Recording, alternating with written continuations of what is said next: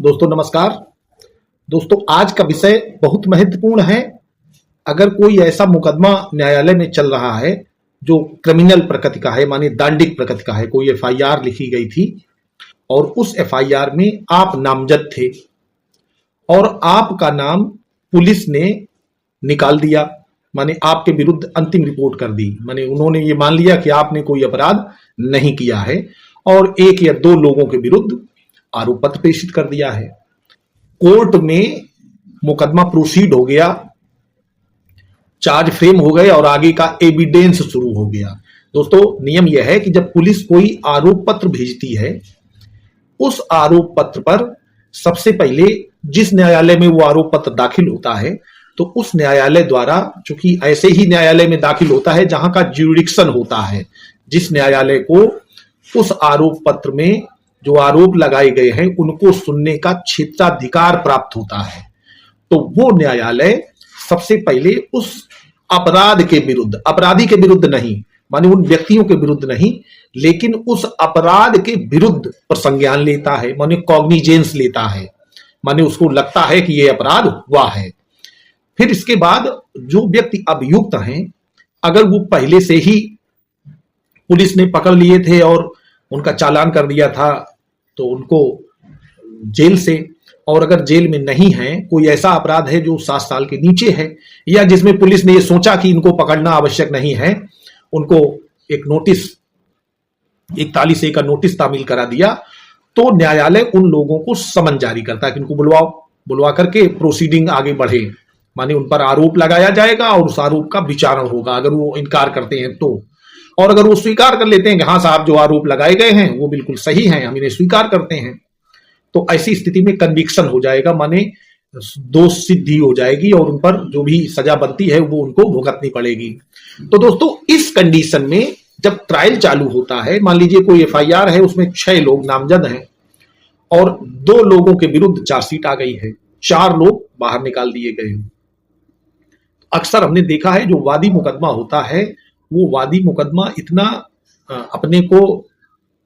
Aggressive महसूस करता है कि 4 लोगों का पुलिस ने नाम निकाल दिया, इनको किसी तरीके से इसमें लाया जाए। तो जब उस मुकदमे में लाए जाने की प्रक्रिया है तो उसके लिए एक धारा बनाई गई है 319 सीआरपीसी, जो वर्तमान में 358 बीएनएसएस है। तो इस धारा में न्यायालय को एक प्रार्थना पत्र वादी की ओर से दिया जाता है और उस प्रार्थना पत्र के जो सीक्वेंसेस हैं वो ये हैं कि जब न्यायालय को ऐसा प्रतीत हो कि जिस व्यक्ति के विरुद्ध मुकदमा चल रहा है, माने अभियुक्त है, उस अभियुक्त से इतर और किसी व्यक्ति ने इस अपराध में सहयोग किया होगा या अपराध किया होगा, माने किसी ऐसे पर्सन के विरुद्ध जो अभियुक्त नहीं है। मान लेते हैं, वही मैं कह रहा हूं कि इस समय 1 या 2 एक्यूज का ट्रायल चल रहा है, कोई अदर पर्सन जो एफआईआर में नामजद थे नहीं थे, इससे मतलब नहीं है। कहीं कोई ऐसा एविडेंस आता है या ऐसा प्रतीत होता है कि कोई और व्यक्ति भी है जो इस अपराध में सम्मिलित था, तो उस व्यक्ति को तलब करके और इस विचारण का सामना करने के लिए, उसका भी ट्रायल चलाने के लिए वो कोर्ट सशक्त है। इसको कहते हैं 319 सीआरपीसी या 358 बीएनएसएस। अब दोस्तों होता क्या है, जैसे कॉमनली एप्लीकेशन आती है कि साहब इनका एफआईआर में नाम था,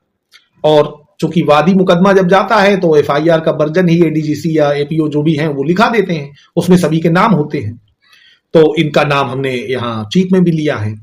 तो आज इंटरप्रेटेट करते हैं जो भी हमारे माननीय उच्च न्यायालय और उच्चतम न्यायालय ने क्या पाया है, विधि क्या है। चूंकि मैंने कई केसेस देखे, एक अभी केसेस देखा है,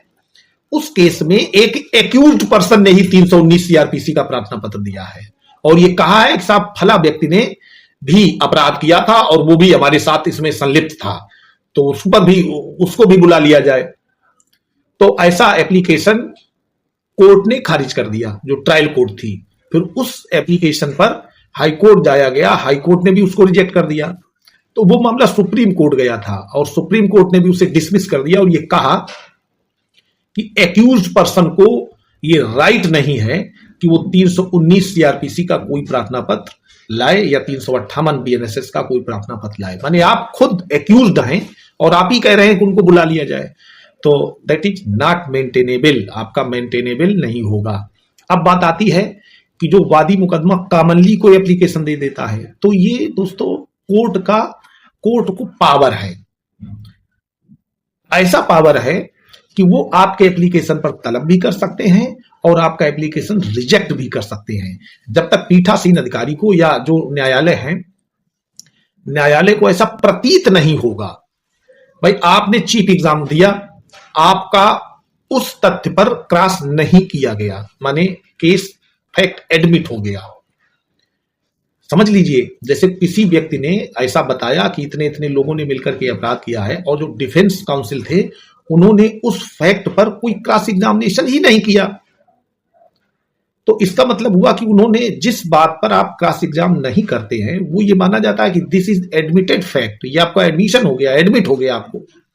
तो अगर आपने एडमिट कर लिया है तो आपको बुलाया जा सकता है, या बहुत सारी ऐसी चीजें हैं, टर्म एंड कंडीशन है, परिस्थितियां हैं। लेकिन ये मान के चलिए कि माननीय उच्चतम न्यायालय ने कई केसेस में कहा है कि हम ऐसा कुछ नहीं बता सकते, या ऐसा कोई ड्राफ्ट नहीं हो सकता, या ऐसे नियम नहीं बनाए जा सकते जो बिल्कुल टेक्निकली हो कि ऐसा है तो ही बुलाया जाएगा। ये कोर्ट का डिस्क्रिएशन है, कोर्ट को विशेष ताकत दी गई है, सशक्त है न्यायालय कि वो चाहे तो बुला ले अगर उसको ऐसा प्रतीत होता है। माने आप एफआईआर में नामजद नहीं है तब भी आपको बुलाया जा सकता है, और जैसे ही आपको बुलाया जाएगा तो उसके फिर उसमें क्राइटेरिया अलग है। जैसे आपको बुलाया जाएगा तो जो भी साक्षी हो चुके हैं, जिनका ट्रायल हो गया है, या जो जिनका क्रॉस एग्जामिन हो गया है, माने एग्जामिनेशन हो गया है, उनको फिर बुलाया जाएगा। आपको भी तो मौका दिया जाएगा, आपको उसमें बेल करानी पड़ेगी, या आप हाईकोर्ट से जाकर के उसको रोक लगाने के लिए ले आए, लेकिन रोक लगती नहीं है, क्योंकि हाईकोर्ट और सुप्रीम कोर्ट में यही कहा जाता है। बहुत से लोग क्या कहते हैं कि साहब हम वहां थे नहीं इसलिए नाम ना अलाउड किया जाए। तो